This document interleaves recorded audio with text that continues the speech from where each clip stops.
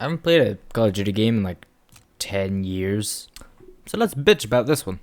It's not a bad game, it's just Team Deathmatch, Domination, and Hardpoint can be all the same thing, except Domination and Hardpoint are see above but do a thing, and Mosh Pit is all of the above. War, by far, is probably my favorite game mode for it, mainly because it reminds me of Rush from Battlefield, and that's the only redeeming factor for this entire multiplayer beta. Well, the class customization is nice, but I imagine it's going to be ruined when more guns get introduced and balance just goes out the window. Granted, some things are overpowered in this game, such as the shotgun, or the double barrel shotgun to be exact, and the bayonet. Both are insanely powerful at close quarters. What you would expect is a shotgun and a knife, but you'll see in some of the clips, it's a bit ridiculous. Now, I've spent a lot of time in first-person shooters, over probably 2,000 hours. I've also varied my gameplay to other things, you've probably seen that if you watched any of my other YouTube videos, but primarily, what I play in my spare time is FPS. And I kinda have to say, Call of Duty is just Call of Duty. When you hear Call of Duty, you think, oh, generic FPS. It is just generic FPS. Granted, the future stuff that they were doing in the other games, I didn't touch. Sci-fi kind of shooters don't really interest me. Titanfall interested me a bit, but the Call of Duties didn't really interest me. Wow, that's the only two sci-fi games that are FPS based that I can think of. I know Alien Isolation and all exist, but like heavy FPS kind of shooter stuff, those are the only two. Unless you like count Overwatch. But getting away from that, this is just more Modern Warfare. They did the remaster of Modern Warfare, and from the small bits of Modern Warfare I've seen, I believe there is a few elements from that in this. It's just more Modern Warfare, that's all it is, and that was the last Call of Duty I played. Years ago, 10 I think. Wow, I'm old. I am an adult now. Anyway, going back, the weapon customization is good. I believe weapon customization has always been not expansive, but well done in these in Call of Duty kind of circle from what I've seen. I haven't played, but I've seen. Going back even further to the war game mode, before I went on the whole tangent of there's not really that many good sci-fi games, the war game mode is a nice redeeming factor because it is not slow as Rainbow Six, a game I'm really enjoying, but it is slowed down to Battlefield's Rush kind of feel. The Rush game mode, you go to an objective, you do the objective, and then you go to another part of the map. And I really like this because you get a chance to stand still and fight your ground. There's never a real moment of, oh, I need to move, otherwise the enemy team is going to eventually just cycle to my position because everyone's running around the map all at once. There's never really a nice place to hunker down with the rest of your team. Another thing I really like, there's no kill streaks or point streaks as it is in this game. They've went to the point streak system for this. There's no point streaks in the war game, and I really like that because there's no fucking explosion or UAV or scout spotter, I believe it's called in this, every 10 seconds from the enemy team or your team, just filling up everything. It's all based on the player's individual skill, even though points are gathered by a player's individual skill, but I just view point streaks as a way to get more points. Now, in the footage, I've been playing a lot of sniper, and normally when I play a fast-paced kind of shooter game like this, such as Overwatch, I rarely touch sniper unless I want to dick about. But I'm playing sniper in this because mouse and keyboard for a start, and it's very responsive and tight, the controls. Someone I was playing with was complaining about a slight delay in what he was doing, but I didn't experience that. Did experience a bug with audio quite a few times, but beta. I will say, throughout me playing all of this, I wasn't bored, but I wasn't excited.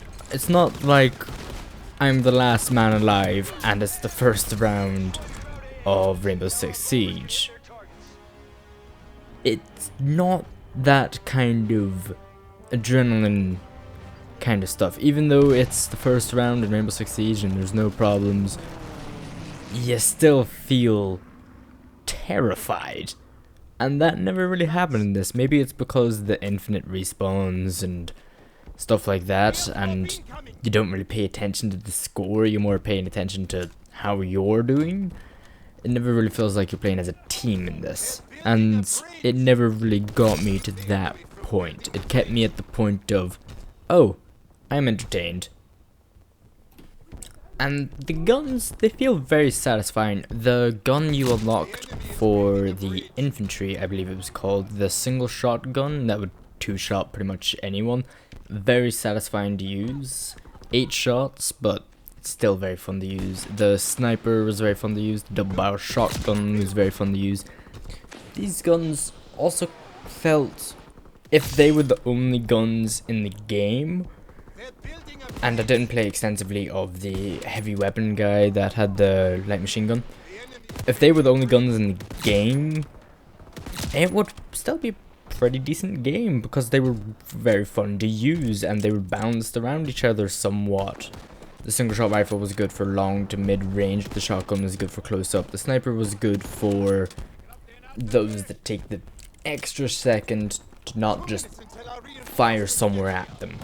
A body shot and headshot would pretty much instantly down someone. Now you would think a headshot would down anyone, no matter what weapon you're using, but you'd be wrong.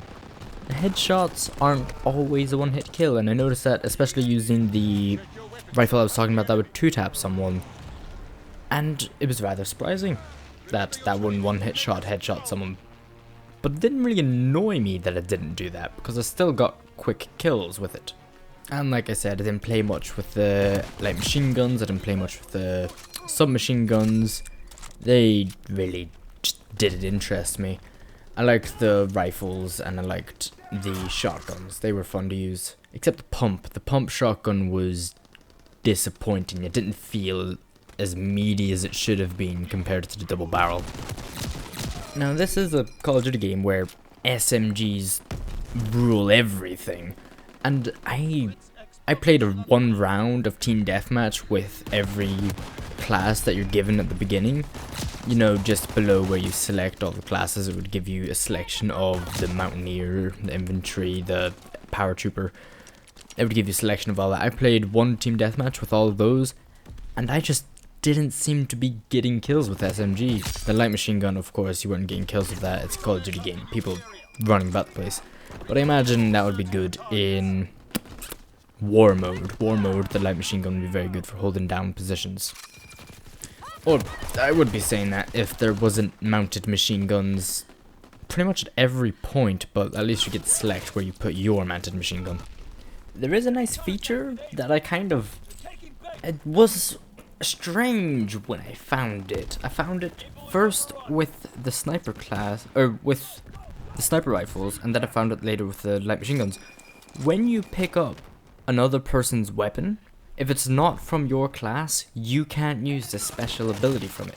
So you can't use the bayonet if you're a sniper and pick up infantryman's weapon. You can't use the suppressor if you're not air pilot. You can't use the bipod if you're not a heavy gunner. And you can't use the incendiary rounds if you're not the shotgunner. And I kind of found that it was a nice touch, because why would you know how to use those things if you weren't trained in using those things? And it's nice. It is a class-based system. It's not, oh, you selected your character to play this way. No, it is the sniper knows how to use a sniper. He can hold his breath while using the sniper rifle, while other classes can't. The infantryman knows when to use his bayonet and how to use it. And you can't just pick up a weapon and use it like that. It is all class-based. You can't use another weapon effectively. And it kind of just dawned on me while speaking about this. This game is a lot more in-depth with the individual characters that you select. It's not a loadout that you get. It is a class that you get that you change. You can't change it mid-game, but you can change the scopes and stuff out of the game and the perks. Now, you don't get perks the same way you do in older games. You get perks by leveling up that particular class. Like if you level it up high enough, you get extra clips for your gun. For the paratrooper, I believe you either get a longer distance for running speed, or you get just faster movement speed altogether. But that doesn't mean that perks are just limited to the class that you've chosen. There are the perks such as the bazooka one, where you get a rocket launcher instead of a pistol. There is scavenger, which you pick up bullets from fallen foes, and therefore every class. And as you level up that class that you play, you become more and more powerful. And that's kind of a problem that Call of Duty games have had for a long time. Those that play the game for a long time and have got it since the start will have an advantage over someone that just started. And it's a measurable advantage. It is higher damage, it is faster reload speeds, it is all those things. Now, skill will always trump these perks that you will get, but they are still perks and advantages for those that have been playing longer than someone that just picked up the game. I'm not saying don't reward those that are playing the game for a very long time, but make sure the rewards are balanced for everything. Now, the game, it's not completely out yet, of course. It is a beta, things can change, but the core game is still there. And I can't see me getting this game for the multiplayer, but that's just me. I prefer slower paced, more, not skill based, but games that have had their balance tuned for slower gameplay. Would I recommend this? If you like Modern Warfare, yeah, I would recommend this. If you like the older Call of Duties, I would recommend this. But it's not too different from the older Call of Duties. You'll kind of feel that when you play it. If you haven't played Call of Duty in a very long time, you'll feel that, yeah, this is familiar. It won't really go, oh my god, they changed so much. It is a meme for a reason that Call of Duty just doesn't change. So, yeah, on the surface, this is basically just another Call of Duty. But if you go deep enough into it with the class system and how the weapons work, depending on what class you actually are, it's actually pretty interesting. My main flaw with the entire game is the maps. If the maps were larger and benefited a slower playing style, this would be a very good game. I'm saying game, but what I mean is beta, but betas are demos more than anything nowadays, just to fix minor issues. The engine and everything else is just completely polished. We haven't got much news on the campaign, but I'm excited to see where it goes or what happens.